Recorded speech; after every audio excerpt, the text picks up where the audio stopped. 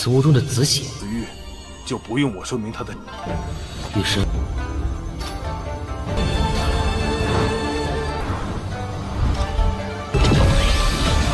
领悟时间法则，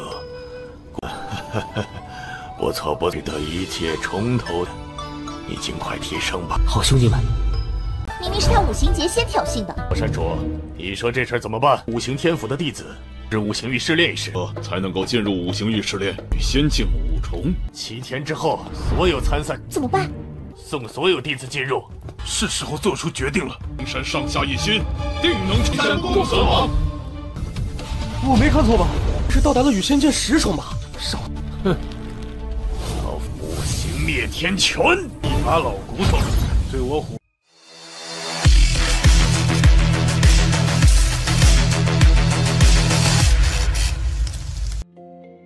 Halo semuanya, selamat datang di Ruang Sinema. Bagaimana kabar kalian semua? Semoga selalu sehat dan baik-baik saja.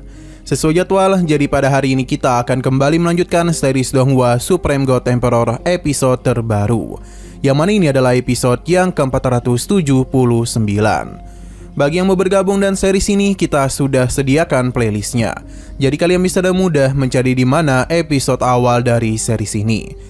Tapi sebelum kita mulai episode terbarunya, kita akan melihat dulu apa saja yang telah terjadi pada episode sebelumnya, tepatnya pada episode 478.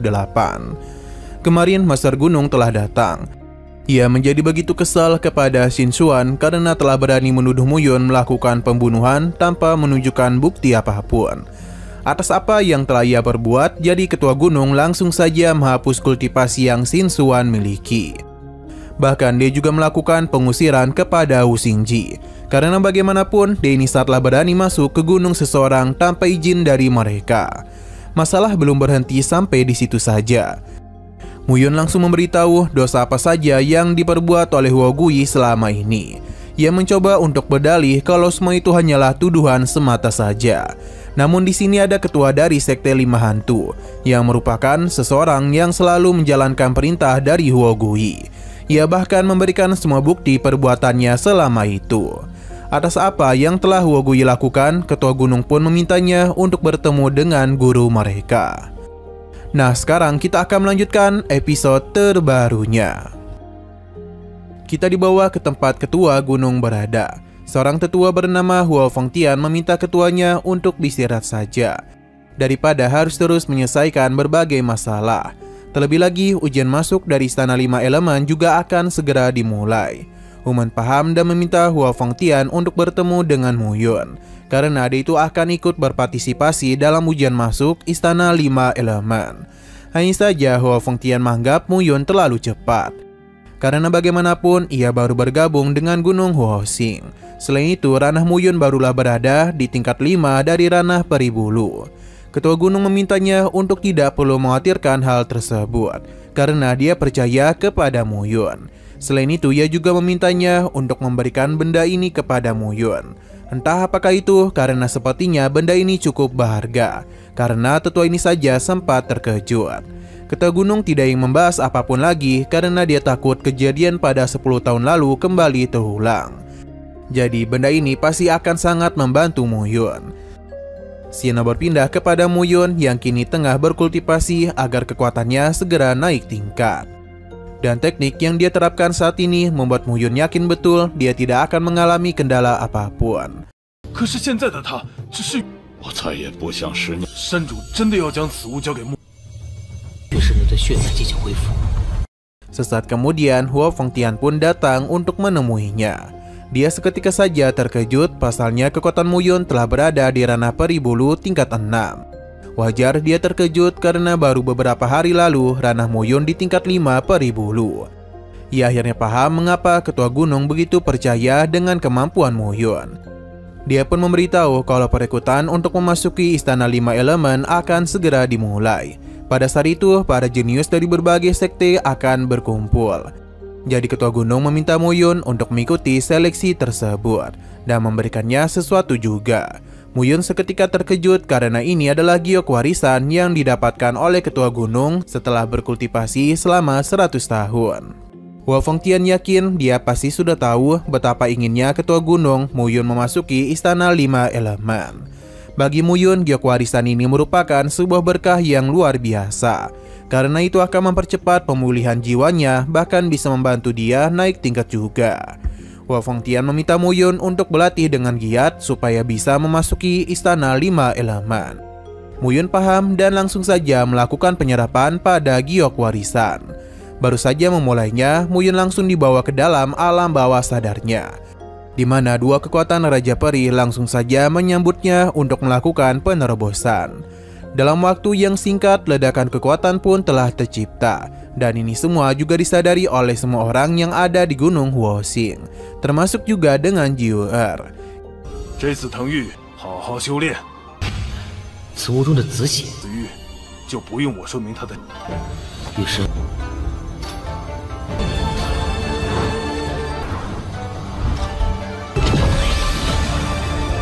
Ia tahu kalau ini merupakan kekuatan dari seseorang di tingkat Raja Peri.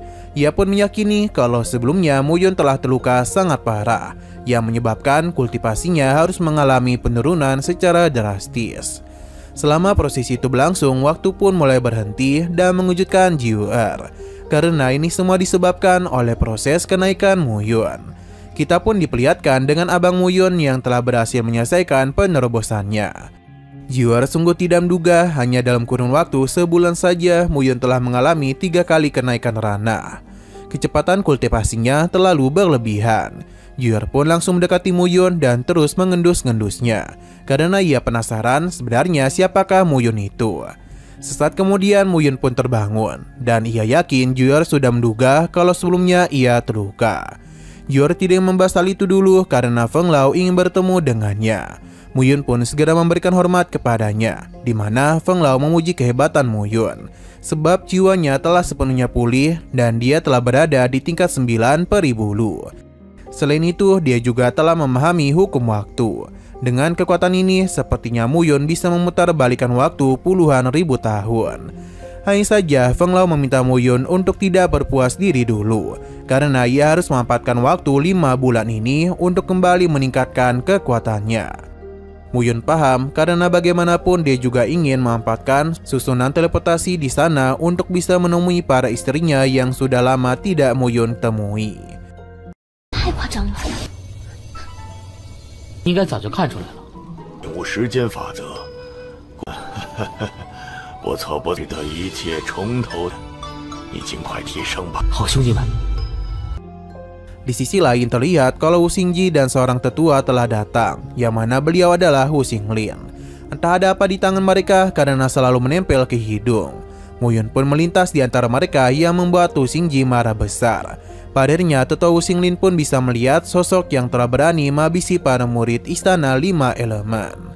Ia pun menganggap Mu Yun saatlah menarik dan ingin dirinya lihat seberapa hebat kultivasi yang dia miliki saat ini.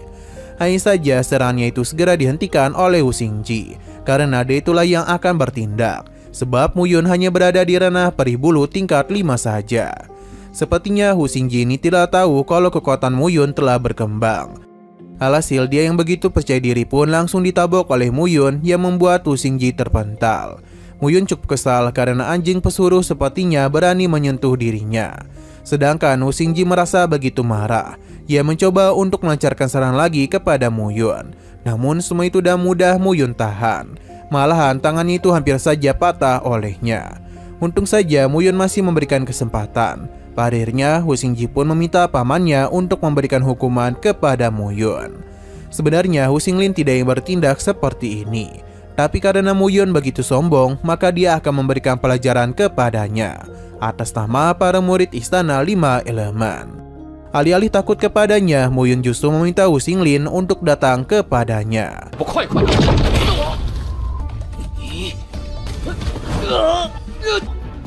我就代表五行天，好你个暮云！ 来得好！ Wu Xinglin segera melancarkan serangan kepada Mu Yun. Tapi ia telah salah memilih lawannya karena bagaimanapun Mu Yun bukanlah murid sembarangan. Dia pun mampu mengimbangi serangan yang telah dia lancarkan dan membuat para murid terkejut. Karena tidak menduga bagaimana bisa Mu Yun menahan serangan seorang tetua dari istana 5 elemen. Mereka pun yakin kalau saat ini Muyun telah berada di ranah peribulu tingkat 9. Tapi bagi beberapa orang tidaklah mempercayai hal itu. Karena bagaimana bisa dalam waktu sebulan seseorang bisa naik tingkat dengan cepat. Bahkan untuk satu tingkat saja membutuhkan waktu yang sangat lama. Tapi mereka harus sadar kalau Muyun tidaklah sama seperti mereka. Hu Xinglin sebenarnya terkejut dengan kemampuan Muyun. Tapi ia berusaha untuk menyembunyikan hal itu dan berkata kalau sebelumnya dia baru menggunakan 70% kekuatannya. Muyun meladeni hal itu dan mengatakan kalau ia juga baru menggunakan 30% kekuatannya. Tidak ingin diremehkan, Hu Xinglin segera menyiapkan sebuah serangan, di mana Muyun akan meladeni setiap serangan yang akan dia lancarkan. Akan tetapi sebelum pertarungan terjadi, Hua Fengtian pun telah datang. 我没看错吧？是到达了羽仙剑10重吧？少，哼！老夫五行灭天拳，一把老骨头，对我虎。 Dia tidak menduga seorang tetua sepertinya bertarung serius dengan seorang murid. Hu Xinglin tidaklah peduli karena bagaimanapun Muyun sudah melukai keponakannya, yang adalah murid dari Istana 5 Elemen. Hua Wufeng memintanya sadari diri karena bagaimanapun tindakan mereka sudah dilihat oleh semua murid. Jadi bagaimana bisa dia berkata Muyunlah yang memulai pertarungan. Hu Xinglin tidak ingin berdebat dengannya dan akan menemui ketua gunung Huoxing. Hua Fengtian memberikan pujian kepada Muyun karena dia telah meningkatkan kultivasinya dengan cepat. Ini sesuai dengan dugaannya. Ia pun mengajak Muyun pergi ke tempat ketua gunung. Karena tujuan Hu Xinglin kemari pasti ingin memberitahu tentang ujian masuk ke Istana 5 Elemen. Di tempat ketua gunung terlihat kalau Hu Xinglin sedang meminta keadilan untuk keponakannya. Tapi mereka hanya tertawa saja. Terlebih lagi Muyun menganggap mereka itu terlalu percaya diri padahal kekuatan mereka tidak begitu hebat. Ketua Hu Xinglin menjadi kesal. Tapi Muyun tidaklah terlalu peduli. Karena dia ini berhak berkata apa yang dia inginkan. Kesombongan Muyun sudah tidak bisa Hu Xinglin tahan lagi. Padahal dia itu ingin masuk ke Istana 5 Elemen. Namun dia tidaklah bersikap sopan kepadanya. Yang adalah bagian dari tetua Istana 5 Elemen. Muyun bisa saja menghormatinya, namun mereka sendiri telah menyinggungnya. Alhasil Hu Xinglin pun meminta ketua gunung untuk bisa menghukum Muyun. Tapi bagi ketua gunung itu hanyalah pertarungan sesama murid. Lantas untuk apa juga mereka terlibat? Hua Wufeng membenarkan hal itu. Terlebih lagi Hu Xingjilah yang terlebih dahulu menyerang Muyun. Padahal mereka sudah memberikan pengampunan kepadanya, namun Hu Xingji malah mengadu kepada pamannya. Tentu sikapnya tersebut sungguh tidak tahu malu. Mendengar semua ini, Hu Xingji sudah tidak ingin berdebat lagi dengan mereka. Ia pun memberitahu tujuannya kemari untuk memberitahu tentang ujian di 5 Elemen, di mana setiap murid yang ingin bergabung setidaknya harus berada di ranah peribulu tingkat 5 ke atas. Dan jika ada yang berada di ranah immortal itu lebih bagus. Ketua gunung penasaran mengapa persyaratan kali ini diturunkan. Padahal sebelumnya minimal berada di ranah peribulu tingkat 7 ke atas. Hu Xinglin juga tidak tahu karena ini adalah pesan dari pemimpinnya. 看来你是不……这小孩子好，明明是他五行劫先挑衅的。山主，你说这事儿怎么办？五行天府的弟子是五行域试炼一试，才能够进入五行域试炼，与仙境五重。 Muyun menganggapnya sebagai anjing pesuruh yang sangat baik. Tentu Hu Xinglin kembali marah dengan perkataannya. Muyun tahu betul tujuan diturunkannya persyaratan itu adalah untuk merekrut lebih banyak murid berbakat. Sepertinya kemampuan Istana 5 Elemen tengah melemah. Ia pun mempersilahkan Hu Xinglin untuk segera pergi, karena ia sudah mengatakan apa yang diminta oleh Istana 5 Elemen. Hu Xinglin mencoba menyerang Muyun karena sudah tidak tahan lagi dengan bacotannya. Tapi semua itu ditahan dengan mudah oleh ketua gunung. Ia pun memberikan peringatan untuk tidak berbuat macam-macam. Alhasil Hu Xinglin pun tidak bisa berbuat apapun lagi dan mengajak Hu Xingji untuk pergi dari tempat itu. Ia memberitahu kalau dalam 7 hari lagi semua murid yang ingin ikut berpartisipasi dalam ujian masuk akan berkumpul di kota iblis. Saat itulah Istana 5 Elemen akan membuka gerbang masuk. Jika Gunung Huoxing tidak pergi, maka mereka akan diberikan hukuman oleh Istana 5 Elemen. Ketua gunung tentu saja kebingungan harus mengambil keputusan seperti apa. Terlebih lagi waktu yang mereka miliki tidak begitu banyak. Hanya saja para murid yang ada di sana rela mengorbankan segalanya untuk ketua gunung. Jadi apapun keputusan yang diambil akan mereka turuti. Mendengar hal itu, ketua gunung pun akan mempersiapkan para muridnya. 叔叔，你没事吧？7天之后，所有参赛怎么办？送所有弟子进入。是时候做出决定了。灵山上下一心，定能出现共和王。 Kita pun dibawa berpindah ke sebuah tempat yang mana para pemimpin sekte telah berkumpul. Mereka sudah mendengar tentang Muyun yang mengalami kenaikan kultivasi yang sangat cepat. Mereka pun sungguh yakin kalau Huolin menyembunyikan sesuatu dari mereka. Namun salah satu ketua meminta untuk fokus pada tujuan utama mereka. Karena meskipun kelima sekte ini saling memiliki hubungan buruk, tapi masalah utama mereka adalah Istana 5 Elemen yang terus-menerus mengambil murid mereka. Jika hal ini terus terjadi, maka dalam waktu 100 tahun, kekuatan dari 5 sekte utama pasti akan mengalami kemunduran yang besar. Tapi tentu mereka juga harus berhati-hati dalam mengambil tindakan ke depan. Kembali ke Gunung Huoxing, yang mana ketua gunung memberitahu kalau kelima kekuatan utama sudah sepakat untuk bisa bersatu demi bisa mengalahkan Istana 5 Elemen. Tapi ia tetap meminta mereka berhati-hati dan jangan terlibat pertarungan dengan sekte lain. Para murid paham, Wao Fang memberitahu Muyun kalau sebenarnya ujian ini hanyalah sebuah pengalihan saja, karena saat ini tujuan mereka adalah untuk menggulingkan Istana 5 Elemen. Wei Yuchen meminta adiknya untuk tetap waspada, sedangkan Muyun sama sekali tidak takut dan akan meladeni apapun yang akan dia hadapi. 防范五行天府，快吗？是。看来此次试炼只是个幌子。注意保护好自己。 Nah, sayang sekali lagi seru-serunya episodenya pun harus bersambung dulu. Namun sebelum kita akhiri, seperti biasa kita akan melihat preview bagian selanjutnya, di mana semua orang telah berkumpul di kota iblis. Seorang tetua dari Istana 5 Elemen pun mulai membuka sebuah portal yang membuat Muyun sadar kalau orang di balik Istana 5 Elemen bukanlah orang sembarangan. Ia pun menjadi semakin bersemangat untuk bisa masuk ke sana agar bisa menemukan jalan pulang. Oke, sekian dulu pada video kali ini. Untuk video selanjutnya akan segera hadir. Jadi bagi kalian yang mengikuti series ini, langsung saja klik subscribe dan aktifkan loncengnya. Terima kasih yang sudah menonton video sampai habis. Jika kalian suka pada video ini, klik like dan share ke teman-teman kalian tentang channel ini. Dan ditunggu aja kelanjutannya. Oke, sampai jumpa di video selanjutnya.